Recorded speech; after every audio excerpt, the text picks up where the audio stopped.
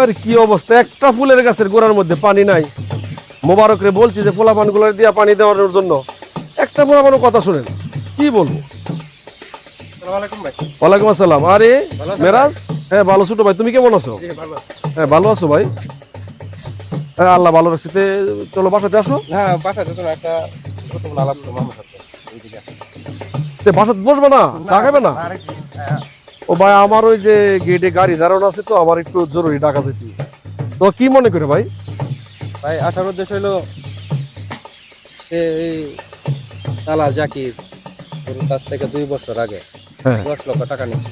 আচ্ছা তাকে ইত্যাদি নেওয়ার কথা বললো। আচ্ছা আচ্ছা। দুদিন না এই দিন, এই দিন না এই দিন বলতে বলতে এই 2 বছর পার করছে। হ্যাঁ টাকাও ফেরত দেয় না, আরে নেয়। জাকির আমি বারবার বারণ করছি যে তুমি যদি লোক বিদেশ পাঠাতে না পারো তাহলে কারো কাছ থেকে মিথ্যা প্রলোভনে টাকা নিবা না। ওকে আসলেই মানুষ করতে পারলাম না, ওরে আমি এবার ঠিকই জেলের ভাত খাওয়াবো। আমি যদি কোনো প্রবাসীর কোনো কষ্টের কথা শুনি, তুমি জানো না মেরাজ, আমার রক্ত মাথায় উঠে যায়। প্রবাস জীবন যে কত কষ্টের সেটা আমি জানি, কারণ আমি ছোট থেকে এই পর্যন্ত আসছি। একজন প্রবাসীর কষ্ট আমি কোনোভাবেই মানিয়ে নিতে পারি না।